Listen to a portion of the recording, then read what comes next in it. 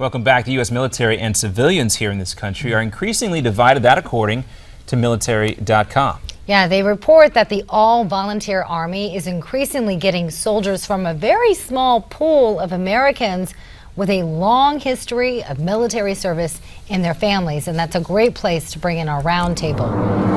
And joining us now is Megan Barth, founder of ReaganBaby.com, and Raul Mas, CEO of Gladius Consulting. Thanks so much for joining us.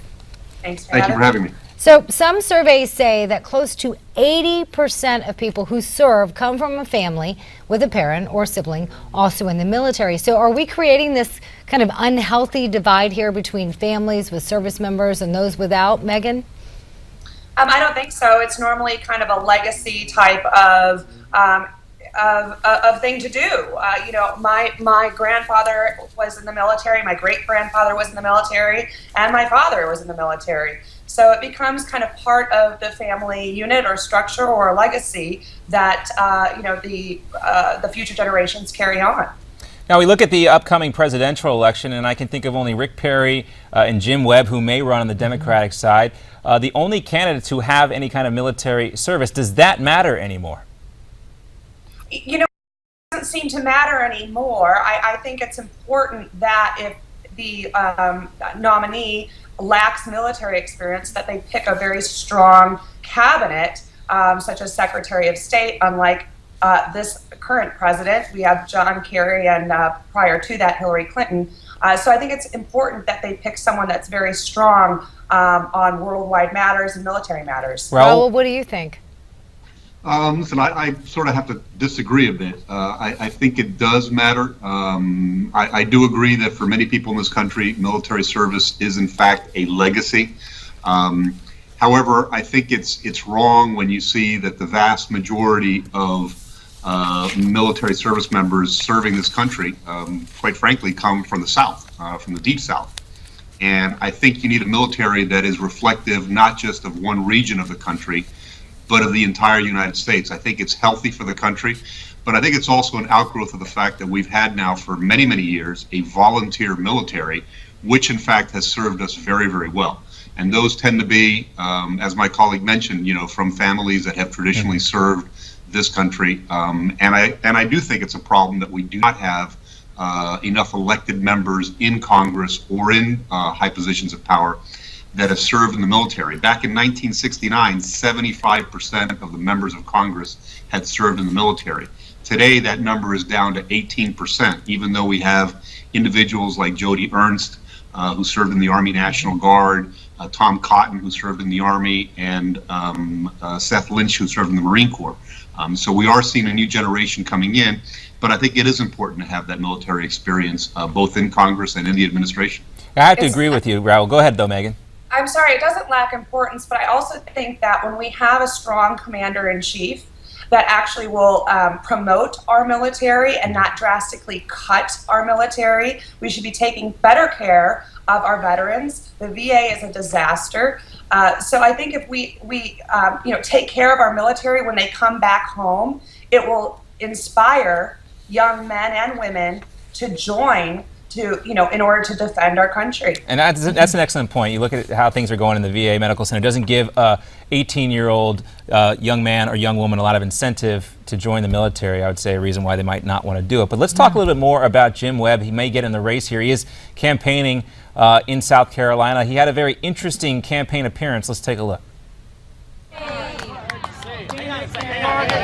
Get a picture.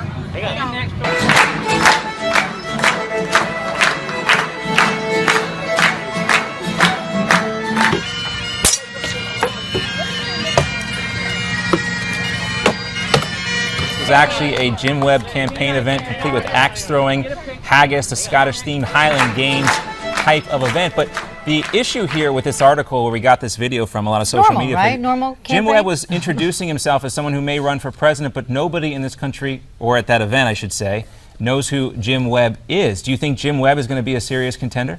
Go ahead, Megan.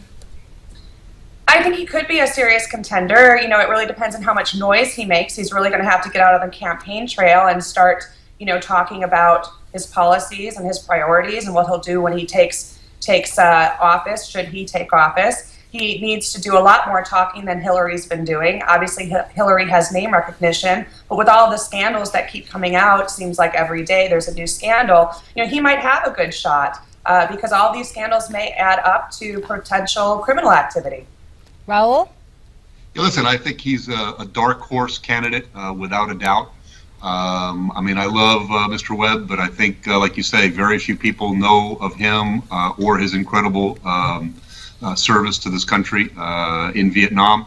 However, I've said this before and I'll say it again. I think the Democratic Party is running a huge risk by simply crowning Hillary as their candidate. Well, things might be changing on that front, and we'll have you guys both back with us. We're going to take a short commercial break, but more to talk about on the 2016 presidential trail with Raul Mas and Megan Barth. We come right back.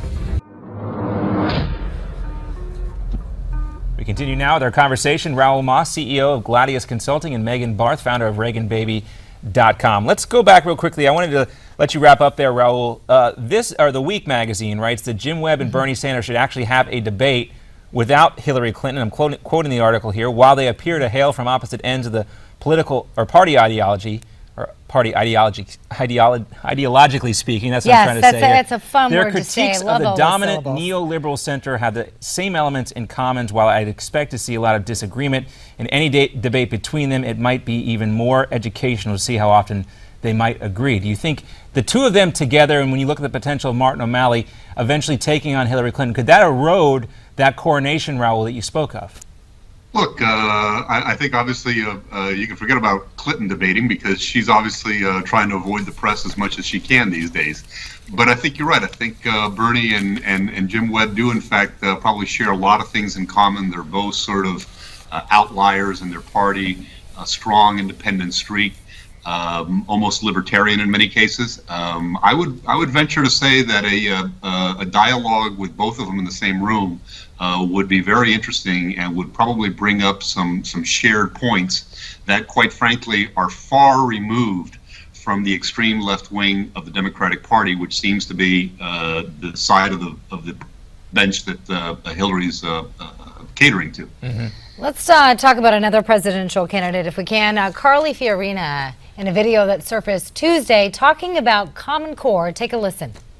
I also think the argument for Common Core is frequently, we have to compete with the Chinese. I've been doing business in China for decades, and I will tell you that, the Chinese can take a test, but what they can't do is innovate. They're not terribly imaginative, they're not entrepreneurial, they don't innovate. That's why they're stealing our intellectual property. And some would say they're continuing to expand their global reach. Megan, I want to get your reaction to what Carly was discussing there. Is this a good idea to bring up right now, this early on in the campaign trail? I don't think it's a bad idea. I never think that telling the truth is a bad idea. I think if more people told the truth, we'd be more educated about exactly what's going on. She hits the nail on the head. Chinese aren't necessarily inventors. They do rob IP on a daily basis and produce products that are less than humanely consumable. I think it's a good idea for Carly to keep telling the truth and to keep speaking to the press in a truthful manner, unlike her current opponent. Raul, at the same time, we see China getting more aggressive in the South China Sea, sending warnings to the United States saying, look, we'll go wherever we're allowed to in international waters. Is Carly Fiorina striking a right chord here by taking on China, not only taking on China, but taking on Hillary Clinton? She seems to be willing to be that fighter in the race. Does this benefit her? Look, I think you need to sort of separate what she's actually saying in her comments. I think she's trying to focus more on the Common Core educational issues, which I think she's absolutely right to sort of take on. And I think if you look at the history of any sort of government, communist government in the past, whether it's the Soviet Union or the Chinese, they absolutely have all of education sort of state-centered and producing almost robotic people as a result of it. However, I would question her comment that the Chinese are not entrepreneurs. I mean, Jack Ma, who founded Alibaba, is today worth $30 billion, and his IPO last September raised about $25 billion, the most successful IPO in history. So that's one example of a mainland Chinese individual who's been very innovative, and he started that company back in 1999. The Chinese are absolutely expanding their reach in the South China Sea. They claim to own 90% of it, which is absolutely preposterous. They've built about 2,000 acres of fresh land, if you will, in the last year or so. And we have a very strong vested interest in that part of the world. About $5 trillion worth of trade flows through the South China Sea. And freedom of navigation is a very, very important part of world trade, and that's what the U.S. Navy is tasked with doing. And we're going to assert the fact that ships have in fact the ability to transit through that area without having to worry about outrageous claims from the Chinese that they control practically the entire ocean. Yeah, tough talk against the Chinese. It's worked well for other candidates in the past. Let's take a look at a new Quinnipiac poll that does show that the only Republicans right now that stack up well against Hillary Clinton are Marco Rubio and Rand Paul. Megan and Raul, we have about a minute left to go. Why do you think these two candidates are doing so much better than the rest of the pack? Starting with you, Megan. Okay. I think it has to do with some name recognition. Rubio and Paul have been, very vocal for a long time as senators. Rand Paul, has filibustered now a couple times, so that got some national attention. And Rubio, being, one of the Hispanic candidates outside of Cruz, has also been very vocal, and he's been making some news lately, specifically about his comments regarding. We're running out of time. Raul, what do you think? Yeah, sure. No, look, I think Rubio basically is a threat to the Democrats on the Hispanic side of the equation. In terms of Rubio portraying himself as more of a moderate Hispanic candidate, if you will. And I think in the case of Rand Paul, again, somebody who has inherited an incredible base, Raul energetic Mas, people. Megan Barth, thank you so much. Sorry we had to cut you off, but we're running out of time. Hope to have you on again.